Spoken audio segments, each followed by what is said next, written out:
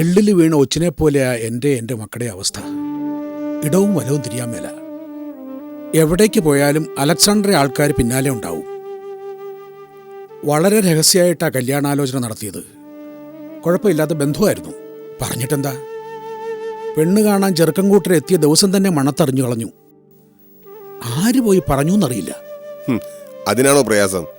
Alexander വിലക്കെടുത്ത ആൾക്കാർ സാറിന്റെ വീടിന് ചുറ്റും റോന്ത് ചുറ്റുന്നുണ്ടാവും. എത്തേണ്ട കാര്യങ്ങൾ കൃത്യസമയത്ത് തന്നെ എത്തേണ്ടടുത്ത് അവർ എത്തിച്ചു കൊടുക്കുകയും ചെയ്യും. ശരിയാ. ഇനിയിപ്പോൾ അയാളിൽ നിന്ന് രക്ഷപ്പെടാൻ ഒരു വഴിയേ ഉള്ളൂ പപ്പ. ഒക്കെ വിറ്റുപെറുക്കി എവിടേക്കെങ്കിലും പോവുക, അയാളുടെ ദൃഷ്ടിക്കപ്പുറത്തേക്ക്. ഇവിടെ ജീവിക്കുന്നതും മരിക്കുന്നതും ഒരുപോലെയാ.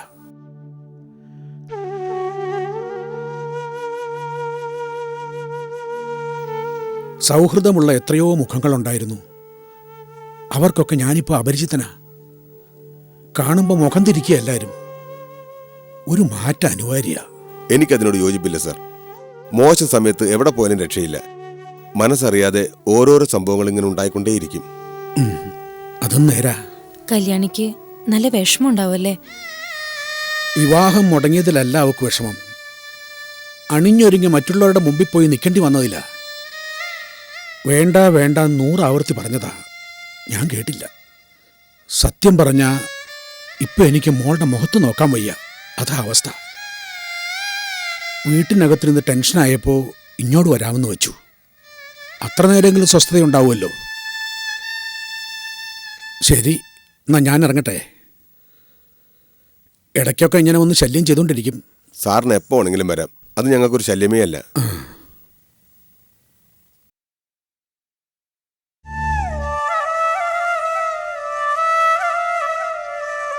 മനുഷ്യനെ ഒരു തരത്തിലും ജീവിക്കാൻ അനുവദിക്കില്ല എന്ന് വെച്ചാൽ എന്താ ചെയ്യാ?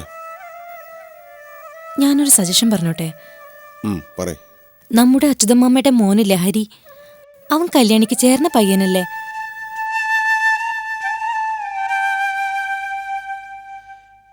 അത് നമുക്കൊന്ന് ആലോചിച്ചാലോ? നല്ല കാര്യ. പക്ഷെ ആലോചന തുടങ്ങുന്നതിന് മുമ്പ് കാര്യങ്ങളൊക്കെ തുറന്ന് അവതരിപ്പിക്കണം. ഹരി വളരെ ഫോർവേഡാ. പറയുന്ന സെൻസിലെടുക്കും. എല്ലാം കേട്ടിട്ട് ഈ ബന്ധത്തിന് അവൻ തയ്യാറായ മേനോൻ സാറും മക്കളും രക്ഷപ്പെടും. പിന്നെ അലക്സാണ്ടർ പേട്ടയുടെ കളി മേനോൻ സാറിൻ്റെ അടുത്ത് നടക്കില്ല.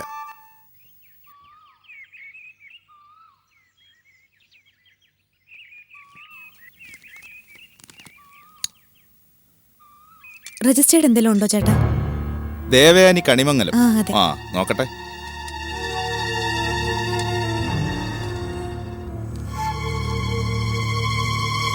ഇല്ലല്ലോ. അതെന്താ അങ്ങനെ? അങ്ങനെ അങ്ങ് ചോദിച്ചാ ഞാൻ എന്താ പറയുന്നേ? രജിസ്റ്റേർഡ് കൈ കിട്ടിയ കൃത്യമായി ഞാൻ അത് വീട്ടിലെത്തിച്ചിരിക്കും. അത് കൊച്ചിനറിയാലോ. കഴിഞ്ഞ പ്രാവശ്യം ഞാൻ തന്നെയല്ലേ കൊണ്ടുവന്നത്. അതെ, എന്നാലും നോട്ട്സ് വരേണ്ട സമയം കഴിഞ്ഞല്ലോ. അപ്പൊ പിന്നെ ഞാനതെടുത്ത് വിഴുങ്ങിക്കാണും എന്ന് ഞാൻ പറഞ്ഞില്ലല്ലോ. കഴിഞ്ഞ ആഴ്ച കിട്ടേണ്ട സാധനം കിട്ടാതിരുന്ന അന്വേഷിക്കേണ്ട ചുമതല ആവശ്യക്കാർക്കില്ലേ? അതേ, എന്നോടല്ല അന്വേഷിക്കേണ്ടത്. കൊച്ചിന് നോട്ട്സ് ആയാലും പ്രേമലേഖനം ആയാലും അയച്ചു തരുന്ന ആരാണോ അവരോടാ.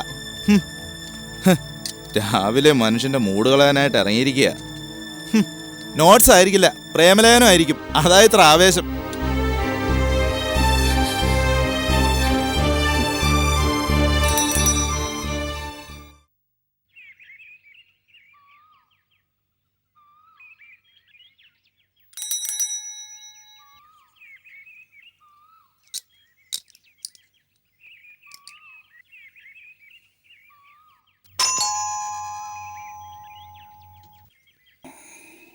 സാർ, ഒരു രജിസ്റ്റേർഡ് ഉണ്ട്.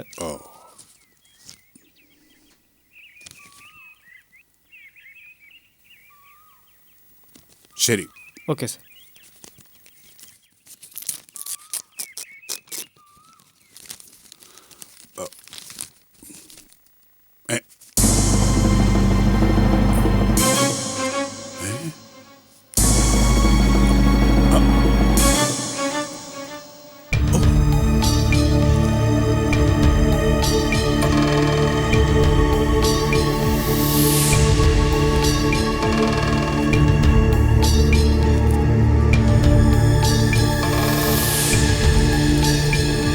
സ്നേഹമുള്ള മന്ത്രി രാജാവേ,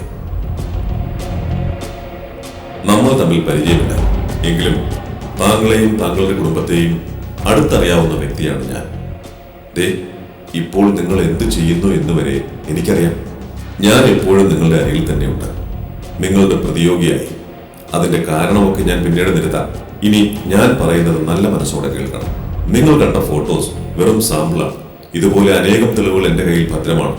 അതൊക്കെ പത്രത്തിലൂടെ പൊതുജനത്തിന് കാട്ടിക്കൊടുത്താൽ താങ്കളും താങ്കളുടെ കുടുംബവും സമൂഹത്തിന് മുന്നിൽ അപഹാസ്യരാകും. നിയമവും പോലീസും നിങ്ങളെ തേടി വരും. അതുകൊണ്ട് ഇനി മേലിൽ പ്രൊഫസറെയും കുടുംബത്തെയും വേദനിപ്പിക്കാതിരിക്കുക, കുട്ടികളുടെ കല്യാണം മുടക്കാതിരിക്കുക, മുകുന്ദേട്ടനെ ആക്രമിക്കാതിരിക്കുക, ഒപ്പം എന്നെക്കുറിച്ചുള്ള അന്വേഷണവും നിർത്തുക. അതിന് കഴിയുന്നില്ലെങ്കിൽ അടുത്ത ഘട്ടം പ്രവൃത്തിയിലൂടെ ഞാൻ പ്രകടമാക്കിക്കൊള്ളാം. നന്മകൾ നേർന്നുകൊണ്ട് സ്വന്തം അജ്ഞാത ലേഖകൻ.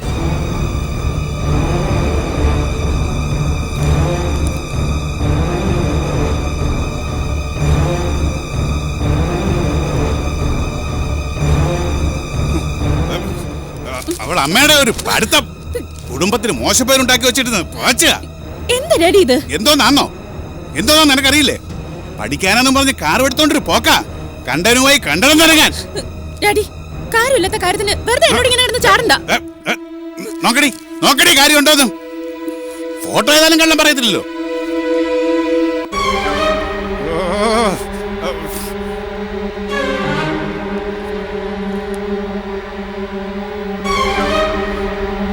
ഇതെങ്ങനെ? അത് എനിക്കും അറിഞ്ഞൂടാ.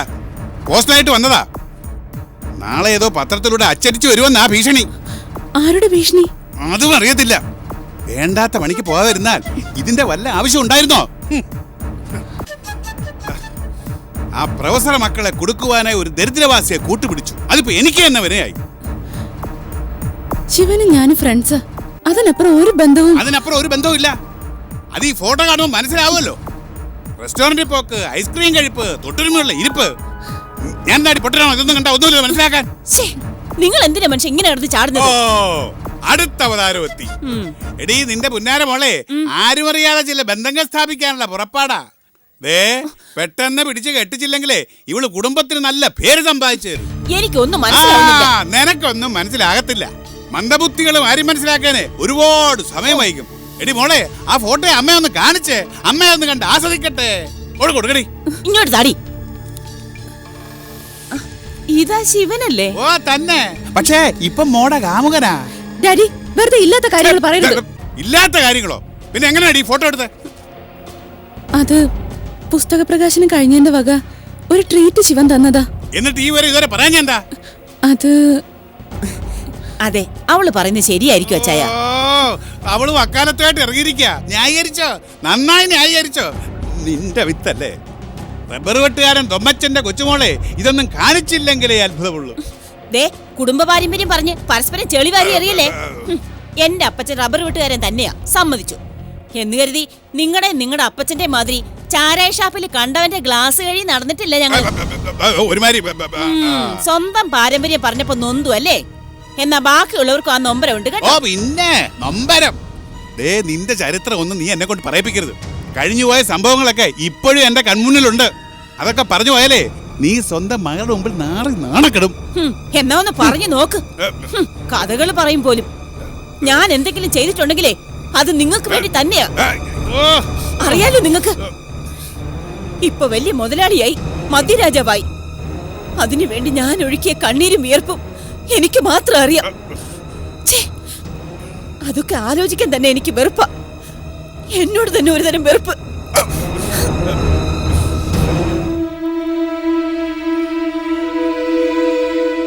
എന്താ ഡാഡി ഇത്? നീ മിണ്ടരുത്. നാണോ മാനോ ഇല്ലാതെ ഓരോന്ന് ചെയ്തു വെച്ചിട്ട് ഇനി മേലിൽ അവനെ കാണുകയോ സംസാരിക്കുകയോ ചെയ്താൽ അതോടെ നിന്റെ പഠിത്തം ഞങ്ങൾ അവസാനിപ്പിക്കും. എനിക്ക് ആ ശിവനെ ഒന്ന് കാണണം. Daddy please. ശിവൻ അതിൽ നിരപരാധിയാ. ഞാൻ നിർബന്ധിച്ചിട്ടാ ശിവൻ. ഇനി മേലാൽ ഇങ്ങനെ സംഭവിക്കില്ല. ഉറപ്പാന്നോ? ഉറപ്പ്. ഡാഡിയാണ് സത്യം.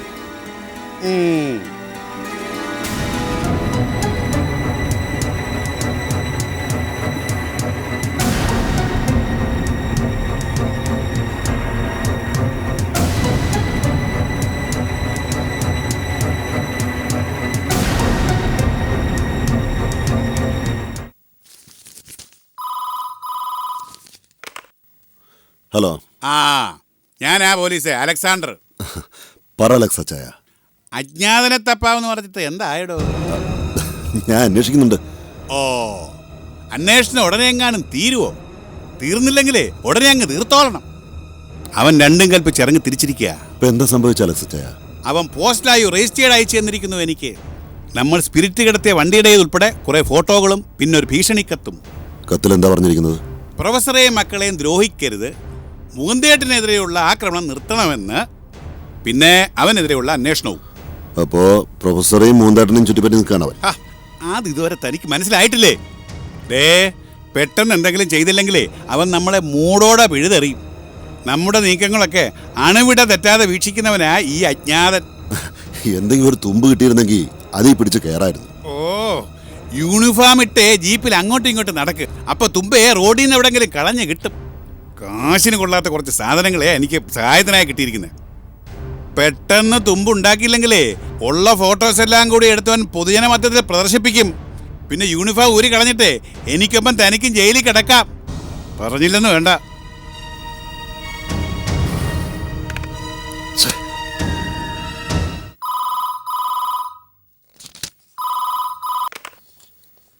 ഹലോ സാറേ, ഇത് ഞാനാ പപ്പൻ. ആ എന്താ പപ്പ ഈ നേരത്ത്? ഒരു പ്രധാന കാര്യം പറയാൻ വിളിച്ചതാ. അന്ന് സാർ ഇവിടെ വന്നപ്പോൾ കല്യാണിയുടെ വിവാഹാലോചന മുടങ്ങിയ കാര്യം പറഞ്ഞിരുന്നല്ലോ. ഇപ്പോൾ നല്ലൊരു ആലോചന വന്നിട്ടുണ്ട്. എവിടുന്ന പപ്പ? ഇവിടെ അടുത്ത് തന്നെയാ. നന്ദയുടെ ബന്ധത്തിലുള്ള ഒരു പയ്യനാ, ഹരി എന്നാ പേര്. ഹൈസ്കൂൾ അധ്യാപകനാ. ആലോചനയൊക്കെ നല്ലത് തന്നെ, പക്ഷെ ഇവിടുത്തെ അവസ്ഥയൊക്കെ പപ്പൻ അറിയാമല്ലോ. അറിയാം സാർ. ഒക്കെ ഞാൻ ഹരിയോട് വിസ്തരിച്ച് പറഞ്ഞിട്ടുണ്ട്. അവന് യാതൊരു എതിർപ്പുമില്ല. സാറിന് താല്പര്യമാണെങ്കിൽ നാളെ അച്ഛനും കൂട്ടി ഹരി വീട്ടിലേക്ക് വരും.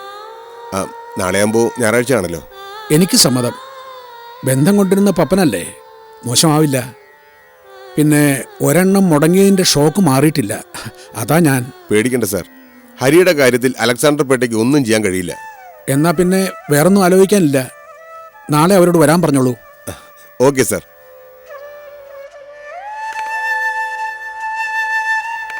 പപ്പനാ വിളിച്ചേ. വിഷയം കല്യാണക്കാരിയാ. എനിക്ക് സംസാരം കേട്ടപ്പോൾ മനസ്സിലായി. നല്ല ആൾക്കാരാണോ മാഷേ? നല്ല ആൾക്കാരാ. പയ്യൻ ഹൈസ്കൂൾ മാഷാ. പക്ഷേ എനിക്ക് മനസ്സിലായിടോ. പപ്പൻ പയ്യൻ്റെ കാര്യം പറയുമ്പോൾ എൻ്റെ മനസ്സിലും ഉണ്ടായിരുന്നു ഈ പക്ഷേ. ഇപ്പം അത് മാറി. പയ്യനോട് പപ്പൻ എല്ലാം പറഞ്ഞു കഴിഞ്ഞു. അയക്ക് പ്രശ്നമില്ല. പിന്നെ നമ്മൾ ആരെ പേടിക്കണം? പേടിക്കേണ്ടത് നമ്മുടെ മക്കളെ തന്നെയാ. ഇനി ആരുടെ മുമ്പിലും അണിഞ്ഞൊരുങ്ങി നിൽക്കില്ല എന്നുള്ള വാശിയിലാ കല്യാണി. ആ വാശിയൊക്കെ നമുക്ക് മാറ്റിയെടുക്കാടോ. നല്ലൊരു ബന്ധം ഒത്തുകിട്ടാനാ പ്രയാസം. ഇപ്പൊ ദേ നമ്മൾ അറിയാതെ തന്നെ അത് നമ്മളെ തേടി വന്നിരിക്കുക. കുറച്ച് റിസ്ക് എടുത്തിട്ടാണെങ്കിലും യോജിപ്പിക്കാൻ പറ്റുന്നതാണ് യോജിപ്പിക്കണം. കഴിഞ്ഞ മാസം കൃത്യമായിട്ട് നോട്ട്സ് വന്നതാ. അത് ഫീസ് അടച്ചതിന്റെ ആവശ്യമാണെന്നാ തോന്നുന്നത്. ഇപ്പതേ നോട്ട്സ് വരേണ്ട ഡേറ്റും കഴിഞ്ഞ് 2 ആഴ്ചയായി. പോസ്റ്റ്മാനോട് വിവരം തിരക്കാൻ ചെന്നാ അയാൾ ചാടിക്കടിക്കാൻ വരുവോ? സമയാസമയത്ത് നോട്ട്സ് എത്തിക്കണമെങ്കിൽ അയാൾക്ക് കൈമണി കൊടുക്കണമായിരിക്കും. പിന്നെ സർക്കാർ കൊടുക്കുന്ന ശമ്പളം പോരാ, അതിന്റെ കൂടി കൈക്കൂലി കൂടി വേണോ? ആർക്ക് കൈക്കൂലി കൊടുക്കുന്ന കാര്യാ ദേവു നീ പറയുന്നേ? പോസ്റ്റ്മാന് നോട്ട്സ് വരേണ്ട സമയം കഴിഞ്ഞച്ചാ, എന്നിട്ട് ഇതുവരെ എത്തിയിട്ടില്ല. അത് അയാളുടെ കുഴപ്പമാണോ എന്ന് ആദ്യം അറിയണം, എന്നിട്ട് വേണം വിമർശിക്കാൻ. പറഞ്ഞേ, പറയൂ.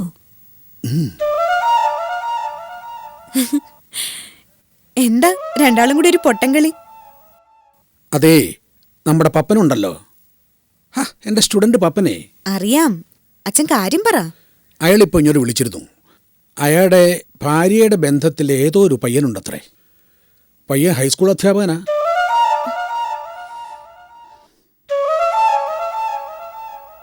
നാളെ ഞായറാഴ്ചയാണല്ലോ, അവധി ദിവസം ആയതുകൊണ്ട് പയ്യനും പയ്യൻ്റെ അച്ഛനും ഇങ്ങോട്ട് വരുന്നുണ്ടത്രേ പെണ്ണ് കാണാൻ. ഒന്നങ്ങോട്ട് കഴിഞ്ഞില്ല, അതിനു മുമ്പ് മറ്റൊന്ന്. ആരുടെ മുമ്പിലും പ്രദർശന വസ്തു ആവാൻ എനിക്ക് പറ്റില്ല എന്ന് പറഞ്ഞില്ലേ? അതല്ല മോളെ. അച്ഛനൊന്നും പറയണ്ട. വരുന്നവര് അച്ഛനെ അമ്മയും കണ്ടിട്ട് പോയിക്കോട്ടെ, ഞാൻ ഇറങ്ങി വരില്ല. ചേച്ചി പറയുന്നതിലും കാര്യമുണ്ടച്ചാ. വെറുതെ വന്ന് കണ്ടിട്ട് പോയിട്ട് എന്താ പ്രയോജനം? കാര്യങ്ങൾ അറിയുമ്പോൾ അവർ വന്ന പോലെ അങ്ങ് പോവില്ലേ? അതല്ലേ രസം. പയ്യനോടും പയ്യന്റെ വീട്ടുകാരോടും പപ്പനെല്ലാം തുറന്നു പറഞ്ഞു കഴിഞ്ഞു. എന്ന് വെച്ചാൽ സത്യം മുഴുവൻ അറിഞ്ഞു വെച്ചുകൊണ്ടാണ് അവരിങ്ങോട്ട് വരുന്നതെന്നർത്ഥം.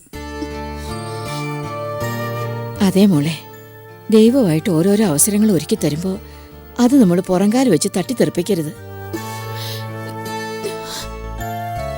ആലോചന കൊണ്ടുവന്നിരിക്കുന്നത് കുമാരൻ ബ്രോക്കർ അല്ല, എന്റെ പപ്പനാ. പപ്പൻ ചതിക്കില്ല എന്ന് മോക്കറിയാലോ. മോളുടെ ഭാവിക്ക് ഉതകുന്ന ബന്ധേ പപ്പൻ കൊണ്ടുവരൂ. പിന്നെ നിനക്കിത് വേണ്ടാന്ന് പറഞ്ഞാൽ ഞങ്ങൾ ഈ ആലോചന ഉപേക്ഷിക്കും. മനസ്സുണ്ടായിട്ടല്ല, മോളുടെ തൃപ്തിക്കായിട്ട്. മോൾ ഇപ്പൊ തന്നെ ഒരുപാട് കരഞ്ഞില്ലേ? കരച്ചിലിന്റെ അവസാനം സന്തോഷം തന്നെയാ. അതിന് ഈ ബന്ധം ഒരു നിമിത്തായാലോ? മോൾ ഇതിന് സമ്മതിക്കണമെന്ന് അച്ഛൻ്റെ അപേക്ഷ. പിന്നൊക്കെ നിന്റെ ഇഷ്ടം.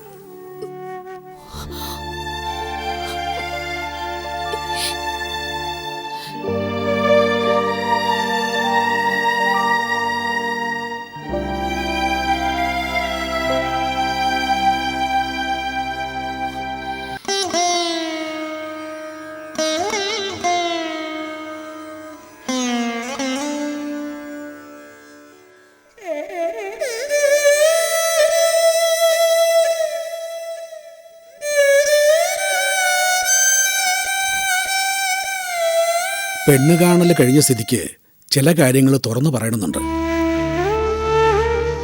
ഒക്കെ പപ്പൻ പറഞ്ഞിട്ടുണ്ടാവും, അറിയാം. എന്നാലും ഞങ്ങളുടെ ഭാഗത്തെ തെറ്റി ഞങ്ങൾ ഏറ്റു പറയണമല്ലോ. അതിൻ്റെ ഒന്നും ആവശ്യമില്ല.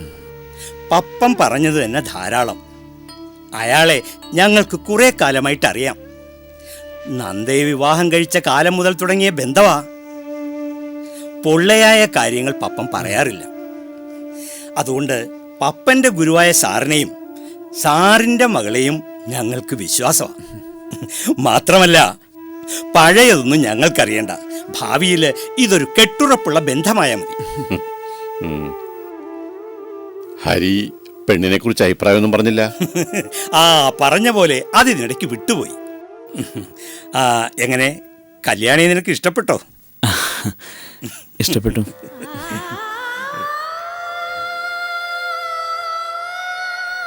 ആ കേട്ടോ സാറേ, ഞങ്ങൾ അച്ഛനും മക്കളും ഇങ്ങനെ എന്തുണ്ടെങ്കിലും തുറന്നു ചോദിക്കും. മറുപടി സഡനായിരിക്കും. സഭയിൽ വെച്ച് പറയുന്ന കാര്യങ്ങൾ പിന്നെ മാറ്റി പറയാൻ പറ്റില്ലല്ലോ. ചെറുക്കന് പെൺകുട്ടിയെ ഇഷ്ടപ്പെട്ട സ്ഥിതിക്ക് ഇനി നിങ്ങളുടെ ഭാഗമാണ് ക്ലിയർ ചെയ്യേണ്ടത്. പോസിറ്റീവായ മറുപടി ലഭിച്ചാൽ നമുക്കുടനെ ഈ മംഗളകർമ്മങ്ങൾ നടത്താം. എല്ലാം അറിഞ്ഞു വെച്ചോണ്ട് ഈ ബന്ധത്തിന് തയ്യാറായവരോട് നന്ദിയല്ലാതെ നെഗറ്റീവായിട്ടൊന്നും എനിക്ക് പറയാനില്ല. പിന്നെ ഹരിക്ക് നല്ലൊരു ജോലിയുണ്ട്, പഠിത്തമുണ്ട്. അതനുസരിച്ച് ഞങ്ങളുടെ ഭാഗത്തുനിന്ന് എന്തെങ്കിലും. സാർ എന്താ ഉദ്ദേശിക്കുന്നത്? അത് കല്യാണമാകുമ്പോൾ ചില കൊടുക്കൽ വാങ്ങലുകളൊക്കെ. മനസ്സിലായി മനസ്സിലായി. സ്ത്രീധനമല്ലേ? നിനക്ക് വല്ലതും വേണോ ഹരി? വേണം.